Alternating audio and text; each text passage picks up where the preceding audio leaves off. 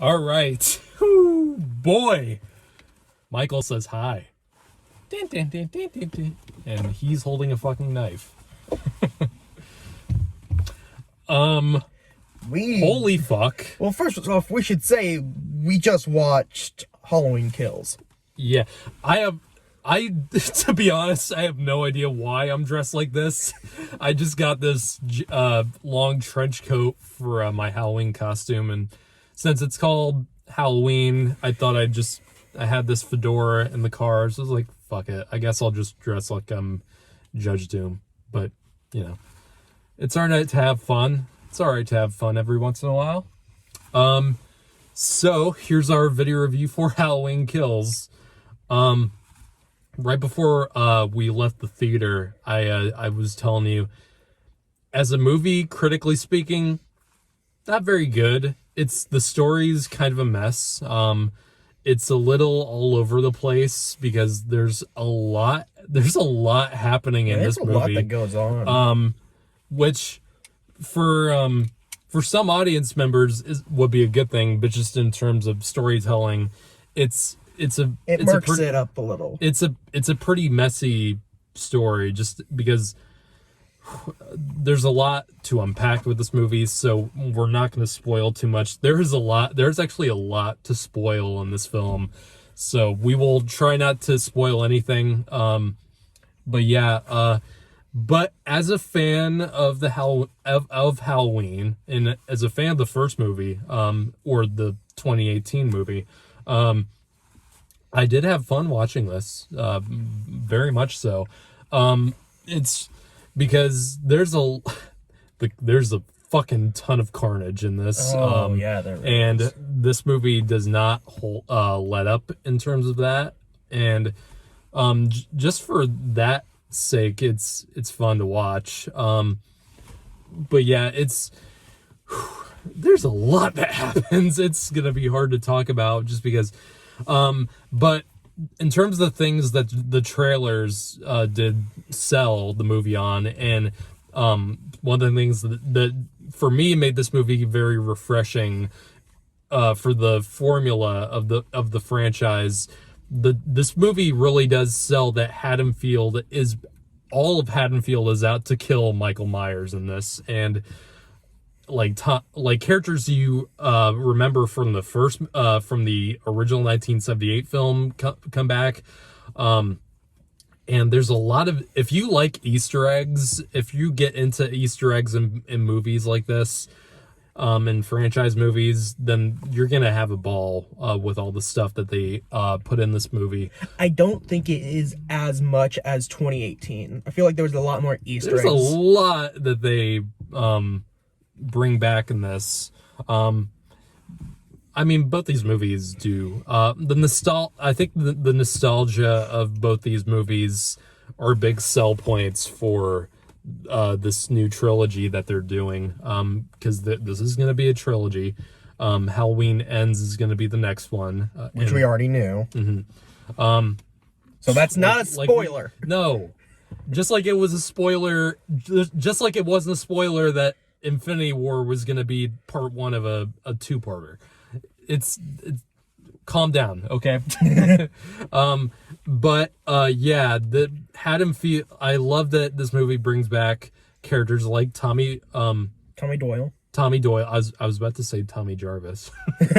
Wrong franchise. Yeah. So yeah, Tommy Wallace, the kid who was Doyle, not Wallace. Tommy Doyle. Yeah, he was the kid that Laurie was babysitting in the original movie.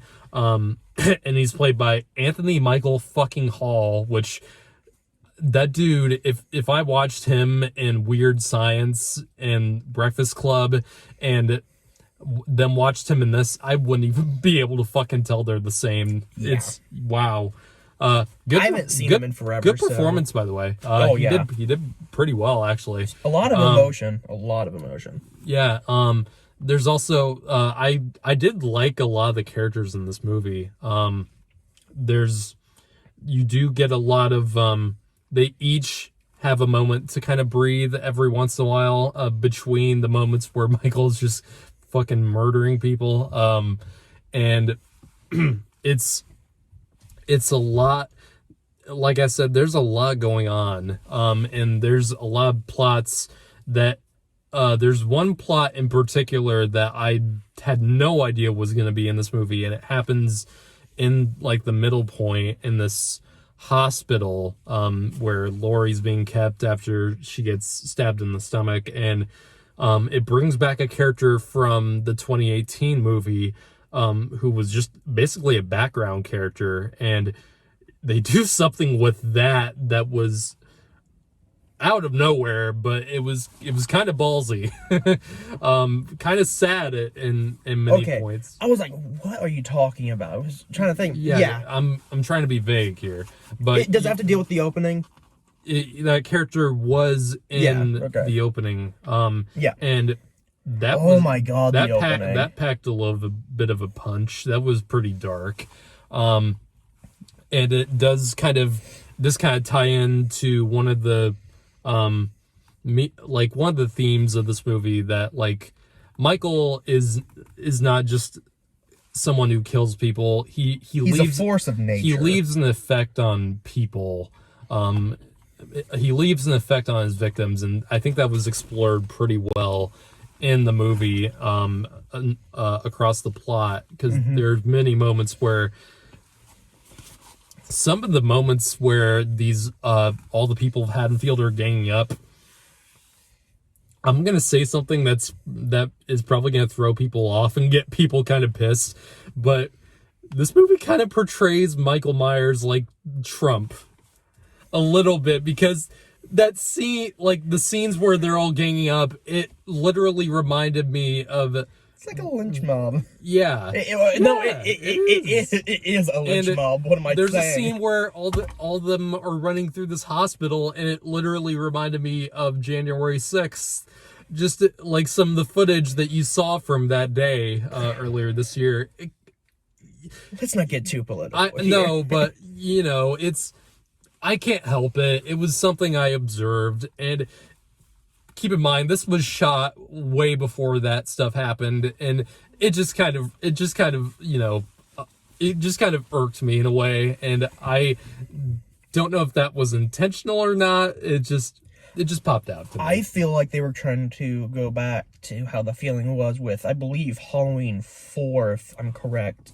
I haven't seen Halloween 4.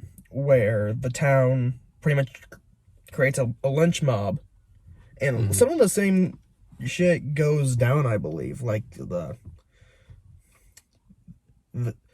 guy. Right. Yeah. Don't want to... Obviously don't want to say. But, yeah, it was very... it was fun to watch, but it was just... A lot of it did kind of feel like machine gun shooting you with all these different plot points, and it does, critically speaking, it's not really well written in terms of that regard, but you know, I think audiences are gonna love it. I do think this is not a movie, this is not made for critics.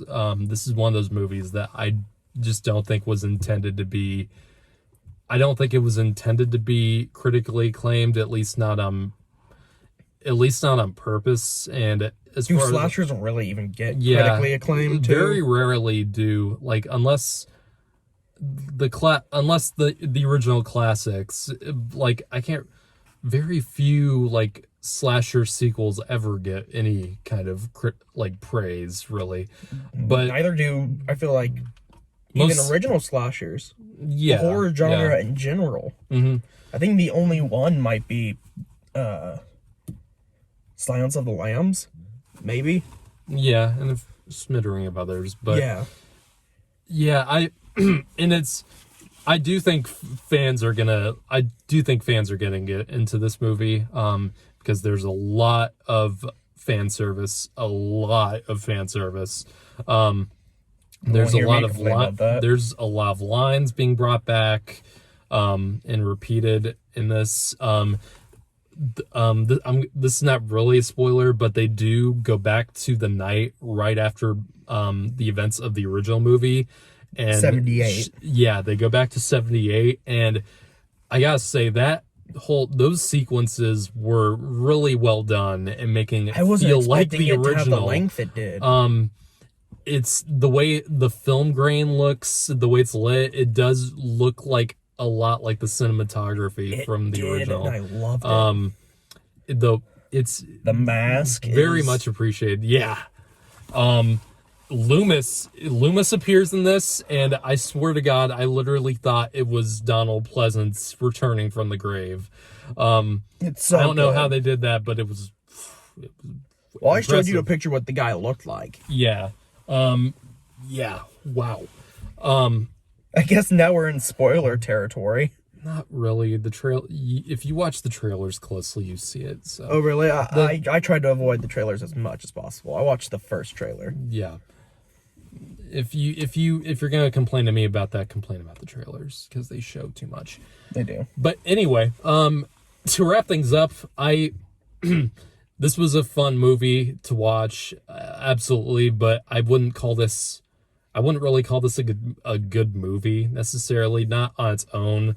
This is definitely a two-parter of this is definitely the part 2 of a trilogy that's, telling, because it picks up directly after the events of the first one, and it's not intended to stand on its own in any way, shape, or form.